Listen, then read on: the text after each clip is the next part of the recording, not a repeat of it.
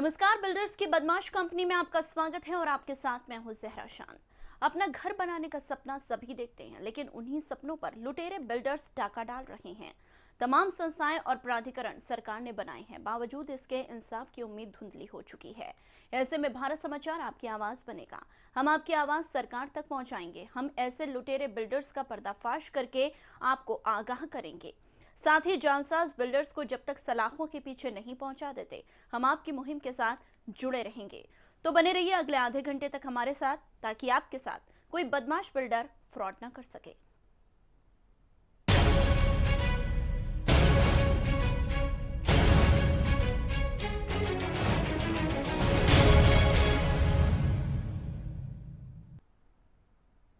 बदमाश बिल्डर्स का पूरा झुंड है नोएडा और ग्रेटर नोएडा में, जिनकी लगाम कसनी बेहद जरूरी है, लेकिन प्राधिकरण और प्रशासन की ढील ने उनको बेलगाम कर दिया है।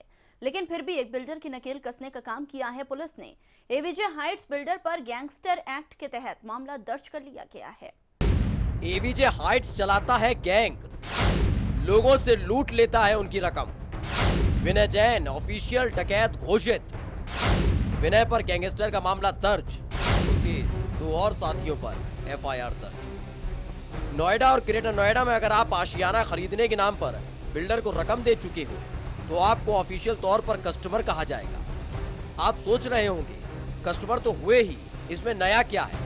दरअसल ये अंग्रेजी वाला कस्टमर नहीं है जिसका मतलब ग्राहक होता है, बल्कि ये हिंदी वाला कस्टमर, कष्ट जिससे तिल तिल कर मर रहे हैं निवेशक, क्योंकि उन्होंने जिनके नाम पर अपनी रकम बिल्डर्स के हाथों में थमाई थी, वो जिम्मेदार इन चोर बिल्डर्स के दोस्त ने। लूट में बराबरी का साथ रहा, लेकिन जब लखनऊ से नोएडा के अफसरों पर डंडा चला तो राइट टाइम हो गया। आनन फानन में निकम्मे बिल्डर्स पर एफआईआर दर्ज कर कार्रवाई करने का आदेश जारी किया गया। और एफआईआर भी हल्की धाराओं में नहीं, बल्कि गैंगस्टर एक्ट के तहत कार्रवाई का आदेश दिया गया। गैंगस्टर एक्ट, जी हाँ, गैंग जिसे ये अपनी टीम मानते हैं। ये गैंग के लोग भोले भाले ऐसे लोगों को अपना निशाना बनाते हैं जो आशियाने की तलाश में हैं। ऐसे ही डकैतों पर कार्रवाई, वो भी है गैंगस्टर एक्ट के तहत। यही आदेश जारी किया गया था, जिसका पहला शिकार बना है विनय जैन, जिसने ना जाने कितने लोगों को अपना निशाना बनाया और उनको लूटता चला गया। एक दो नहीं, हजारों लोगों को लूटा विनय जैन। नाम पर मत जाइए, इसका काम देखिए। काम ये किसी पर दया नहीं करता, रहम नहीं करता। जो आया उसे लूट लिया, जो नहीं आया तो पहले अपने गुर्गों से उसे जाल में फंसवाया और जमकर लूटा। इसी लूट के धंधे का नाम रखा एवीजे हाइट्स, और उसी हाइट्स, उसी लेवल का ये लुटेरा बनता चला गया। दरअसल एवीजे हाइट्स का काम लोगों को चूना लगाना ही तो था। इसने कभी नहीं सोचा था कि किसी को उनका आशियाना देगा। इसका मकसद लोगों को लूट कर अमीर हो जाना था। इसके लिए इसने लंबा चौड़ा गैंग खड़ा कर दिया। नोएडा के हर चौक चौराहे पर अपने गुर्गे तैनात कर दिए कि कोई व्यक्ति जिसे नोएडा में बसने की चाहत हो और जेब भारी हो, बस उन पर नजर रखना। जैसे ही दिखे तो बातों का ऐसा जाल फेंकना कि वो बस ऑफिस तक आ जाए। उसके बाद गैंग के दूसरे सदस्यों के हवाले उनको सौंप दिया जाता था, जिसके बाद सपनों की दुनिया में जब निवेशक हो जाते थे तो ये लोग उनकी जेब काट लेते थे। जेब पर टाका डालने के बाद उनको छोड़ दिया जाता था और फिर अगले शिकार के लिए ये एवीजे हाइट्स का गैंग निकल पड़ता था। विनय जैन की इस करतूत को देखते हुए इस पर और उसके साथियों पर गैंगस्टर एक्ट के तहत मामला दर्ज कर दिया गया। थाना सूरजपुर में एवीजे हाइट्स के बिल्डर्स विनय जैन और उनके गैंग के मेंबर्स के खिलाफ गैंगस्टर की कार्रवाई की गई है। ये लोग गैंग बना करके भोले भाले ग्राहकों को फर्जी फ्लैट बेचते थे, एक ही फ्लैट की बार बार रजिस्ट्री करते थे। इस तरीके से जाल फैला करके ग्राहकों से पैसा उमेटने का इन्होंने गैंग बना रखा था। इसके ऊपर आज थाना सूरजपुर की पुलिस ने गैंगस्टर की कार्रवाई करवाई है। शीघ्र ही इनकी गिरफ्तारी सुनिश्चित की जाएगी। इस संबंध में टीमें बना दी गई हैं और इनकी तलाश की जा रही है। सूरजपुर थाने में एवीजे हाइट्स के सरगना विनय जैन के खिलाफ गैंगस्टर एक्ट के तहत मामला दर्ज किया गया है। यानी इसी सूरजपुर थाने से एवीजे का सूरज डूबना तय है। अब गैंगस्टर एक्ट का मतलब विनय जैन को बिल्डर कहना पाप है, वो ऑफिशियली डकैत घोषित हो चुका है। एवीजे बिल्डर ने न केवल लोगों की रकम लेकर उनको हड़प लिया, बल्कि इसने लोगों को वो प्लॉट भी दिखाए और बेच भी दिए जो पहले से ही बिके हुए, जिनकी रजिस्ट्री पहले से ही हो चुकी थी और किसी और के नाम पर वो रजिस्टर्ड थे। लेकिन मोहपाश भी कोई चीज होती है तो उसी जाल में फंसा कर लोगों की रकम हड़प जाता था। फिलहाल डकैत विनय जैन की तलाश जारी है और उसके साथियों की तलाश भी जारी है। देखना है कि बिल्डर्स के गैंग के सदस्य पर कार्रवाई का असर दूसरे लुटेरों पर पड़ता है। डीएम बीएन सिंह ने पहली बार एक बड़े बिल्डर पर कार्यवाही करी है। एवीजे हाइट के ऊपर गैंगस्टर एक्ट के तहत कार्यवाही करी गई है। इनके डायरेक्टर और मालिक के खिलाफ बाकायदा गैंगस्टर एक्ट के तहत कार्यवाही करी गई है। किसी वक्त भी इन बेईमान बिल्डरों की गिरफ्तारी हो सकती है। इस बेईमान बिल्डर ने एक फ्लैट कई लोगों को बेच दिए। मुकदमा दर्ज हुआ लेकिन उसके बावजूद आज तक गिरफ्तारी नहीं हो पाई। लेकिन डीएम बीएन सिंह ने हिम्मत दिखाई और गैंगस्टर एक्ट की तहत कार्यवाही कर डाली है। तो देखना होगा कि आखिर कब तक पुलिस इस बेईमान बिल्डर को गिरफ्तार कर पाने में कामयाब हो पाती है और कब तक ये पहुंच पाता है सलाखों के पीछे। कैमरा पर्सन आशीष के साथ दानिश अजीज, भारत समाचार, नोएडा। पार्थ बिल्डर कई सालों से लोगों को चूना लगा रहा था, आशियाने के नाम पर तारीखें दे रहा था, जिससे आजिज आकर आखिरकार परेशान बायर्स ने पार्थ बिल्डर का ऑफिस घेर लिया, कर्मचारियों को नजरबंद कर दिया और जमकर प्रदर्शन किया। कल युग का पार्थ लुटेरा निकला।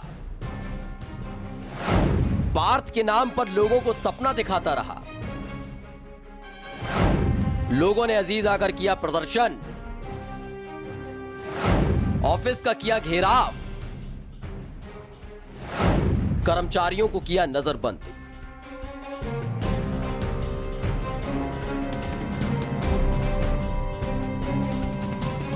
आपने और हमने गीता का सार कई बार सुना होगा, जिसमें भगवान श्री कृष्ण अर्जुन से कहते हैं कि हे पार्थ, गांडीव उठाओ और युद्ध करो।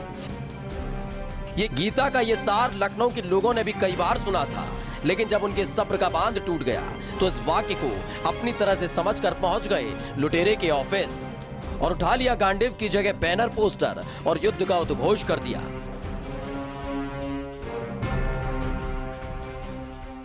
महाभारत काल में पार्थ कौरवों के विरुद्ध युद्ध क्षेत्र में थे, लेकिन ये कलयुग है और यहां जिसका जो नाम होता है वैसा काम नहीं होता।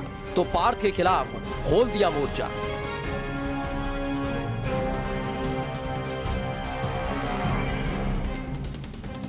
आप सोच रहे होंगे कि आखिर पार्थ ने ऐसा क्या कर दिया। दरअसल ये पार्थ महाभारत काल वाला पार्थ नहीं है, यह है पार्थ बिल्डर, जो एलडीए के निकम्मे अफसरों की जोरदार फरमाइश पर अवध की सरजमी पर अवतरित हुए और फिर जिस मकसद से इनका आह्वान किया गया था उस मकसद में जुट गए।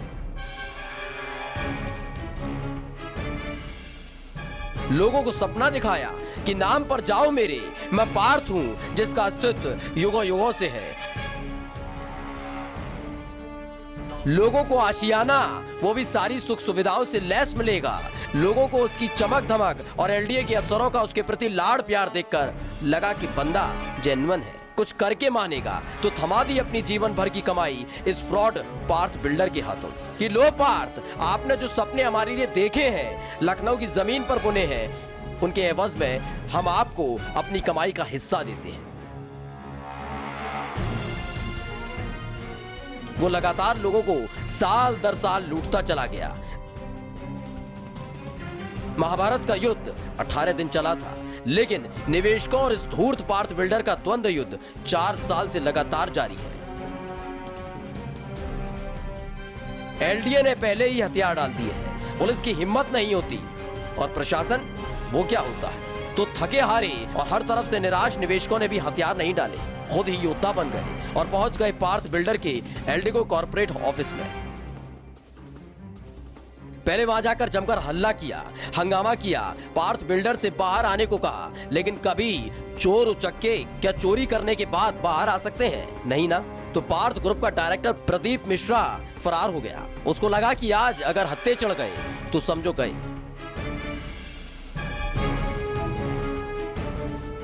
लगता है पार्थ के पाप का घड़ा और इन निवेशकों के सब्र का बांध टूट चुका है। तो प्रदीप मिश्रा फरार हो गया। इसकी जानकारी जैसे ही प्रदर्शन कर रहे निवेशकों को लगी तो उन्होंने ऑफिस के कर्मचारियों को बंधक बना लिया। ऑफिस के भीतर ही उन्हें नजरबंद कर दिया। बड़ा धोखेबाज है पार्थ बिल्डर। 4 साल से लोगों को लगा रहा है चूना। पार्क एवेन्यू प्रोजेक्ट के नाम पर फिर धोखेबाजी। प्रोजेक्ट की जमीन तक बेच डाली पार्थ ग्रुप ने। दरअसल पार्थ बिल्डर ने लखनऊ में धोखे का व्यापार शुरू किया।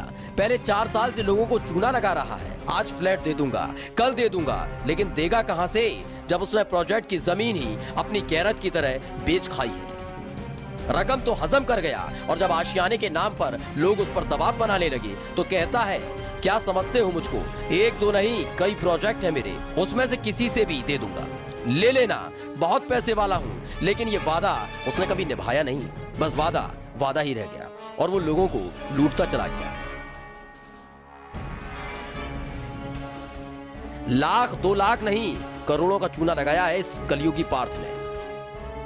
फिलहाल निवेशक परेशान है, हैरान है कि जिन जिम्मेदारों को इस धूर्त और निकम्मे पार्थ के खिलाफ कार्रवाई करनी चाहिए थी, वो तो इसकी चरण वंदना करते हैं और ऐसे दौर में उनको न्याय कौन दिलवाएगा। ब्यूरो रिपोर्ट, भारत समाचार।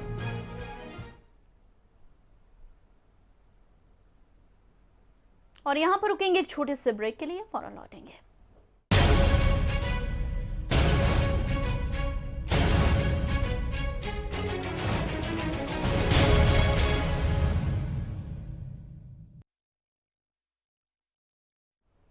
ब्रेक के बाद एक बार फिर से आप सभी का स्वागत है।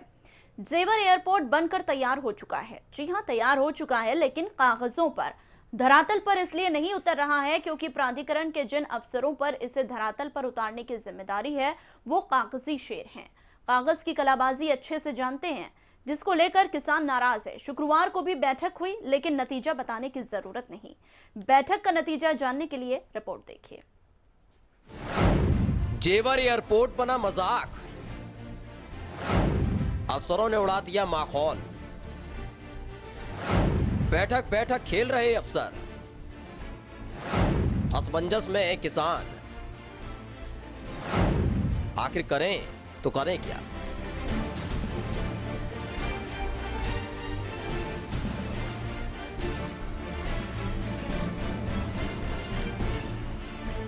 जेवर एयरपोर्ट को लेकर जो उत्साह, जो उमंग देखने को मिल रही थी, वो वक्त के साथ कम होती जा रही है। किसानों के चेहरे खिले हुए थे जब जेवर में एयरपोर्ट बनाने को लेकर बातचीत शुरू हुई तो कई तरह के ख्वाब दिखाए गए। जमीन के एवज में अच्छा मुआवजा मिलेगा, एयरपोर्ट बनने के बाद जिंदगी बदल जाएगी, आपके परिवार के सदस्यों को नौकरी दी जाएगी, साथ ही जब ये इलाका विकसित होगा तो जीवन स्तर भी सुधर जाएगा। किसानों को लगा चलो एक परिवार को क्या चाहिए, अच्छी जिंदगी और अच्छी नौकरी। वक्त बीतने लगा, एसी वाले कमरों से बाहर अफसर आने से कतराने लगे। दरअसल नोएडा में गर्मी बहुत पड़ती है तो कौन अपने कमरे से बाहर निकले जो चिल्ड है, मतलब ठंडा ठंडा कूल। तो किसानों को तारीख देकर फूल बनाने का काम किया जाता रहा। कौन जाए जेवर के उन 8 गांव में जहां की सड़कें बद से बदतर है। साहब, लोगों की कमर जो लचक खा जाती और गाड़ी गंदी हो जाती, वो भी अलग से। तो ढाई कलम और कागजों के टुकड़े पर अपने निकम्मेपन की दास्तान मानचित्र की तरह उकेरते चले गए। हाँ, चाय की चुस्की भी लगातार ली जाती रही। वक्त बीतता चला गया। जुलाई में मुख्यमंत्री जब नोएडा पहुंचे तब जेवर के 8 गांव के किसान पहुंचे थे कि साहब, ये लोग बड़े अफसर हैं, कुछ बताते ही नहीं, समझ नहीं आ रहा जमीन लेनी है या नहीं लेनी तो आगे का हम कुछ सोचें, और अगर जमीन चाहिए तो आप कुछ सोचिए, लेकिन इन अफसरों से सोचने की मत कहिएगा।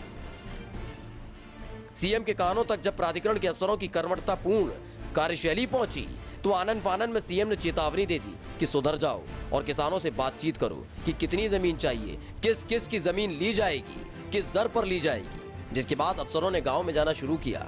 लेकिन ये साहब लोग नौटंकी अच्छी कर लेते हैं तो शुरू हुई नौटंकी कि आओ हम आ गए हैं, आओ कर लो हमारा दीदार, हम आसमान के तारे हैं, आसानी से जमीन पर उतरते नहीं, बड़ी मुश्किल से अवतरित हुए हैं।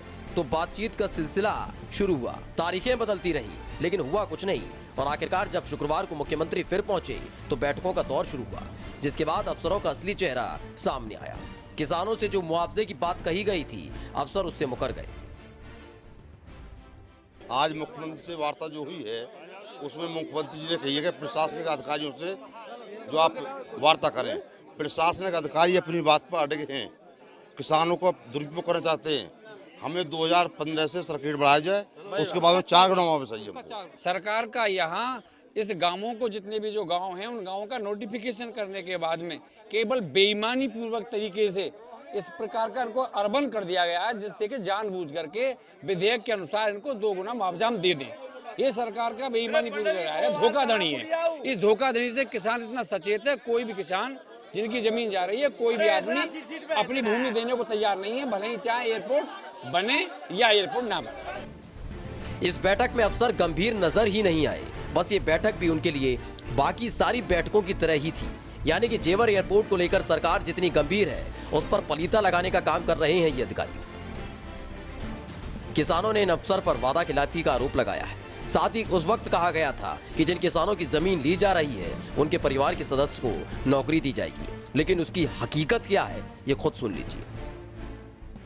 कांग्रेस ने 2013 में जो कानून पास किया था जमीन का सर्किल रेट का 4 गुना, हमको 2015 से 2018 तक का जो रेशो है सर्किल रेट का, उसे बढ़ा के उसका 4 गुना कर दिया जाए और एयरपोर्ट से कोई एतराज नहीं। जैसे जो कह रहे हैं कि जी जब इन्होंने कहा था कि नौकरी दी जाएंगी, अभी आपके सामने 2 तरह की बात कह गए कि जी जो योग होगा उसे दी जाएगी, वो ये होगा।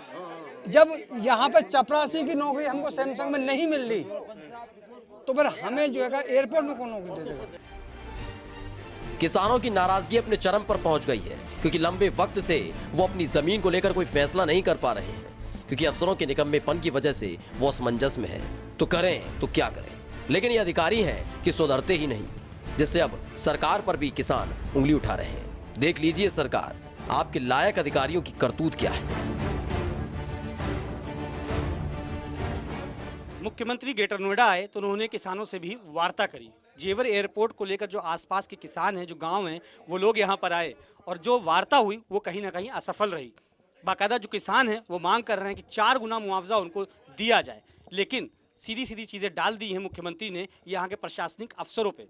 प्रशासनिक अमले का आप हाल जानते ही हैं, अगर प्रशासनिक अमला शायद ना होता तो आज गौतम बुद्ध नगर के किसानों का ये हाल ना होता। प्राधिकरण लापरवाही पे लापरवाही करता रहता है और इस बार भी उसने लापरवाही करी है और कहीं ना कहीं सरकार को गुमराह किया है। शायद यही वजह है कि आज की जो बैठक है वो पूरी तरीके से असफल रही है। देखना होगा कि जिस तरीके से किसान अब खिलाफ हुए हैं सरकार के और असमर्थता जता रहे हैं, तो आखिर इसका नतीजा क्या होगा और क्या असर पड़ेगा जेवर एयरपोर्ट पर। कैमरा पर्सन आशीष के साथ दानिश अजीज, भारत समाचार, ग्रेटर नोएडा। बिल्डर्स की बदमाश कंपनी में फिलहाल इतना ही, लेकिन जाते जाते हम आपको दिखाते हैं कि जिस आम्रपाली ने लोगों को जी भर कर लूटा था, सुप्रीम कोर्ट के एक आदेश ने उसी आम्रपाली का चैन छीन लिया है। सुप्रीम कोर्ट का आदेश निवेशकों के लिए राहत लेकर आया है, तो वहीं आम्रपाली के लिए ये आदेश आफत है, बहुत बड़ी आफत।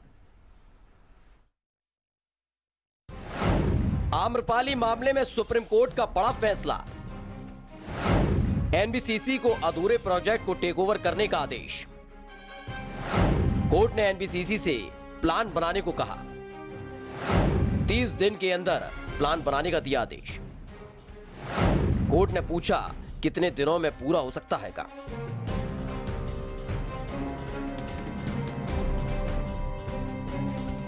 डकैतों के डकैत आम्रपाली ने बड़े बड़ों को लूटा, निवेशकों को लूटा, प्राधिकरण को लूटा, इसको लूटा, उसको लूटा, और लूटता भी क्यों नहीं। आखिरकार प्राधिकरण से लेकर पुलिस तक और पुलिस से लेकर प्रशासन तक सबने अपने घुटने इस आम्रपाली के आगे टेक जो दिए थे। माहौल ऐसा बना दिया था कि मध्ययुगीन काल हो और आम्रपाली का अनिल शर्मा बाहरी आक्रमणकर्ता, जिसने अपनी विस्तारवादी नीति के तहत कई लोगों के ईमान को खरीद लिया और जिसने घुटने नहीं टेके तो अपने गुर्गे उनके पीछे छोड़ दिए। आशियाने के नाम पर लाखों करोड़ों हड़पे तो हड़पे, किसी में इतनी हिम्मत नहीं थी कि उसके खिलाफ कार्रवाई करते। सरकार ने भी कार्रवाई की प्रचंड शुरुआत की थी। लगने लगा था कि अब निवेशकों को इस धूर्त अनिल शर्मा से निजात मिलेगी, क्योंकि मंत्री समूह का गठन किया गया था। ताबड़तोड़ बैठकें हुई, लखनऊ से नोएडा की दूरी कम हो गई थी, बैठकें होती गईं, वक्त बीतता गया और आखिरकार जीत बिल्डर्स की हुई, क्योंकि जैसा बिल्डर चाहते थे वैसा वैसा हो रहा था। तारीखें बिल्डर भी देते थे, तारीखें मंत्री समूह भी दे रहा था। बैठकों की नौटंकी से अजीज आकर आम्रपाली के निवेशकों ने सुप्रीम कोर्ट का दरवाजा खटखटाया। निकम्मे आम्रपाली को लगा कि यहां भी तारीखें ही मिलेंगी, इसलिए वकीलों की फौज सुप्रीम कोर्ट में खड़ी कर दी गई। लेकिन सुप्रीम कोर्ट ने आखिरकार आम्रपाली पर शिकंजा कसना शुरू कर दिया। झटके पर झटके दिए गए। सबसे पहले बुधवार को सुप्रीम कोर्ट ने इस लुटेरे के सभी 40 खाते सीज कर दिए, जिसमें निवेशकों की कमाई को हड़प कर जमा कर रहा था अनिल शर्मा। लेकिन इस बेशर्म शर्मा को सुप्रीम कोर्ट बख्शने के मूड में बिल्कुल नहीं था।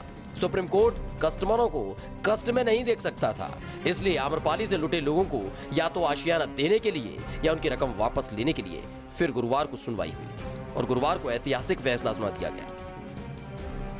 निवेशकों से पैसा लेकर हजम कर जाने वाले आम्रपाली के अधूरे पड़े प्रोजेक्ट से नाराज सुप्रीम कोर्ट ने उसके सभी प्रोजेक्ट को टेक ओवर करने को कहा है। एनबीसीसी यानी नेशनल बिल्डिंग कंस्ट्रक्शन कॉर्पोरेशन को आदेश दिया कि वो 30 दिनों के अंदर नया प्लान बनाकर पेश करे, जिससे सुनिश्चित किया जा सके कि कितने दिनों में काम पूरा होकर निवेशकों को उनका घर दिया जा सकता है। आम्रपाली ने कुल 38 कंपनियों की डिटेल कोर्ट में दी। सुप्रीम कोर्ट ने एनबीसीसी के चेयरमैन को लगाई कड़ी फटकार। शहरी विकास मंत्रालय के सेक्रेटरी से कोर्ट ने पूछा, आम्रपाली को समाधान सुलझाने को क्यों बुलाया था? बिल्डर्स से एक एक पैसे की वसूली होनी चाहिए। आम्रपाली को जब फटकार लगनी शुरू हुई तो अफसरों ने सोचा कि शायद सुप्रीम कोर्ट में जब तक उनका नंबर आएगा तो जज साहब का गुस्सा कम हो जाएगा, लेकिन सुप्रीम कोर्ट ने अफसरों की भी क्लास जमकर दी। शहरी विकास मंत्रालय के सेक्रेटरी से साफ साफ पूछा गया कि एक बात बताओ, जब मामला सुप्रीम कोर्ट में चल रहा है तो समाधान निकालने के लिए आम्रपाली को क्यों बुलाया गया? इतना लाड़, इतना प्यार तब क्यों नहीं आया जब आम्रपाली से परेशान निवेशक यहां से वहां और वहां से यहां घूम रहे थे, जिसके बाद अफसर लोगों की घिग्गी बन गई। साथ ही सुप्रीम कोर्ट ने अब आम्रपाली ग्रुप की सभी कंपनियों के बैंक खातों को फिर से ऑडिट करने का आदेश जारी किया है। कोर्ट ने साफ किया कि खरीदारों के 2600 करोड़ से ज्यादा की रकम को दूसरे कामों में लगा दिया गया है। सुप्रीम कोर्ट ने आम्रपाली के वकील को फटकार लगाते हुए कहा कि वो बायर्स का एक एक पैसा बिल्डर से वसूल करेंगे और इस बार किसी दया की उम्मीद मत करना। अब चलेगा तो सिर्फ हंटर, जिसकी आवाज का पता नहीं, लेकिन असर बहुत देखने को मिलेगा।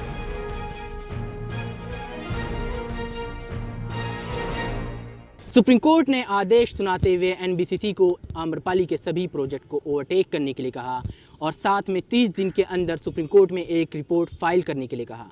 उसमें यह बताने के लिए कहा कि आम्रपाली के प्रोजेक्ट्स को पूरा करने में कितने दिन लगेंगे।